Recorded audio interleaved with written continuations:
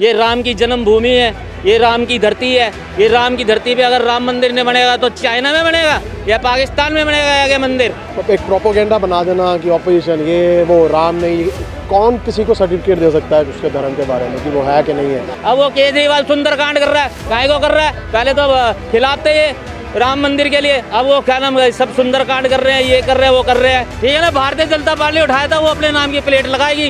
अगर आप मकान बनाओगे तो अपने नाम की प्लेट लगाओगे, अपने पिताजी के नाम की प्लेट लगाओगे। नमस्कार, मैं कशिश और स्वागत है आपका लीडिंग भारत में। अगर देखा जाए यहाँ पर तो अब राहुल गांधी को एंटी राम कहते हुए नजर आ रहे हैं, एंटी हिंदू कहते हुए नजर आ रहे हैं, और दूसरी तरफ यहाँ पर राम मंदिर में महज उद्घाटन में 5 से 6 दिन लगभग रह गए। तो आखिरकार क्या हो रहा है देश में, इस मुद्दे पर चर्चा करते हैं कि जनता क्या सोचती है आने वाले चुनावों को लेकर।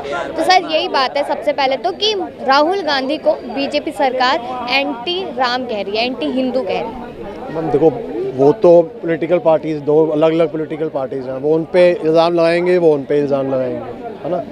अब ये तो एक्सपेक्ट कर नहीं सकते कि आपस में प्यार से बात करेंगे, क्योंकि वो वाला माहौल तो निकल गया। जो ऑपोजिशन की रिस्पेक्ट ये वो सब खत्म हो गया काम। वो तो रहा नहीं अब हिंदुस्तान में कुछ। अब तो तुम एक लेवल होता है, उस लेवल से नीचे नहीं गिरना चाहिए किसी को। वो सारी हदें पार कर चुकी, तो अब ये छोटी ही बातें हैं कि हो गया उन किसी, अगर मैं सरदार हूँ तो मेरे को किसी को प्रमाण की ज़रूरत ही नहीं है कि मैं सरदार हूँ कि ना। कहना है वो तो पॉलिटिकल पार्टीज है, एक दूसरे को कहेंगी।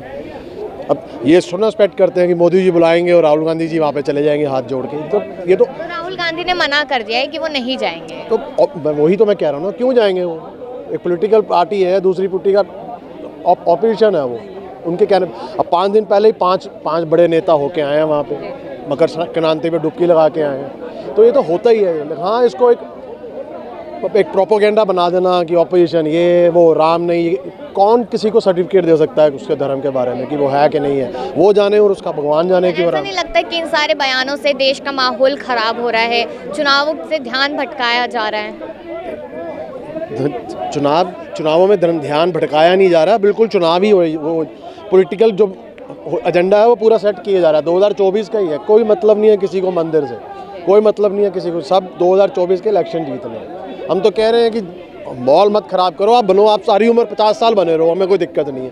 पर लोगों को जो बेरोजगारी है, जिनको कोई काम धंधा नहीं है, बच्चों की स्कूल की शिक्षा सुधारो, वो करो आप साथ में। सिर्फ मंदिर बनाने से कुछ नहीं होगा। मैं मंदिर बनाने के अगेंस्ट कोई भी नहीं है, ना वो कोई पार्टी हो सकती है, ना राहुल गांधी। मैंने तो नहीं सुना कि उन्होंने बोला कि मंदिर नहीं बनना चाहिए। ठीक है, वो एक एक्शन से वैसे होता ही, ऑपोजिशन पार्टी है वो, तो उसके बाद अलग करेंगे ही ना वो। लेकिन और बहुत बड़े मुद्दे होते हैं, उसमें सिर्फ ये करना कि सिर्फ एक मंदिर ही बना देंगे तो तरक्की भी हो जाएगी और बच्चे पढ़ लिख भी जाएंगे, ऐसे नहीं होता। मुद्दा सिर्फ राम मंदिर ही है क्या?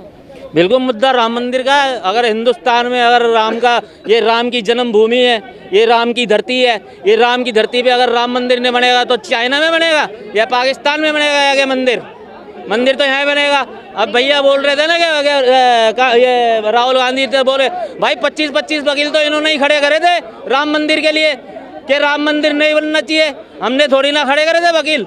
अब भैया ये कहते हैं कि ताला हमने खोला था। अब ताला खोला था तो ये बीच में कहाँ चले गए? ताला खोलते तो बना लेते।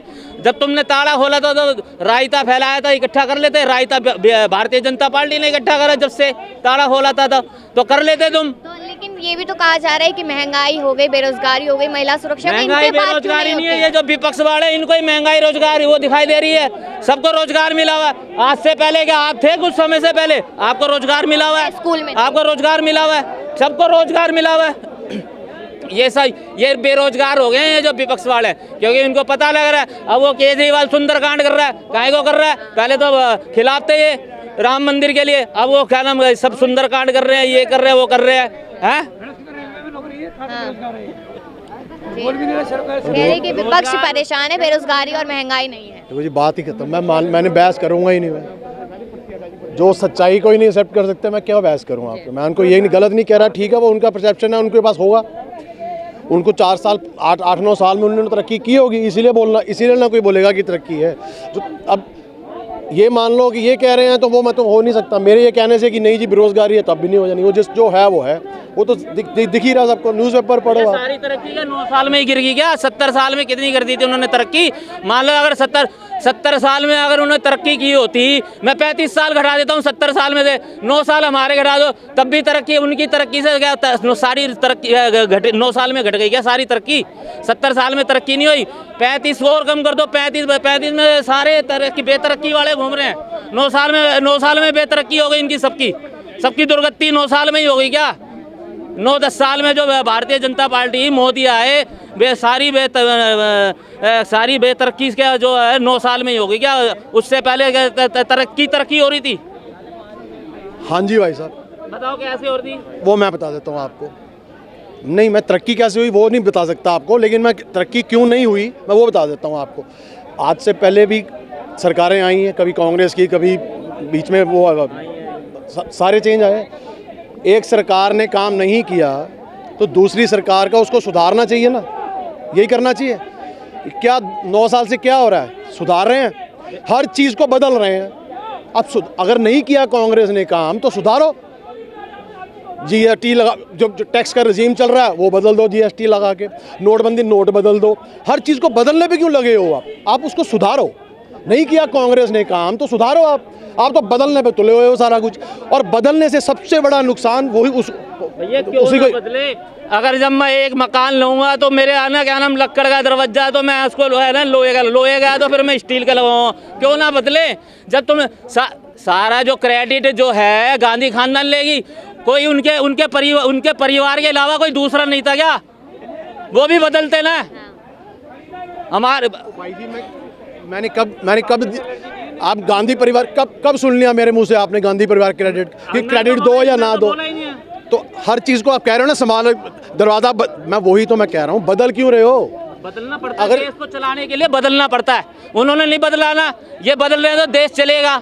जब धारा 370 तोड़ी, ठीक है ना, उसके लिए ये रोना गाते रहे, राफेल लाए रोना गाते रहे, 3 तलाक करा रोना गाते रहे, और कितने सारे कार्यक्रम 14 करोड़ शौचालय दे उसके लिए रोना गाते रहे, ठीक है ना, 4 करोड़ मकान बना के दे दिए उसके लिए रोना गाते रहे विपक्ष वाले।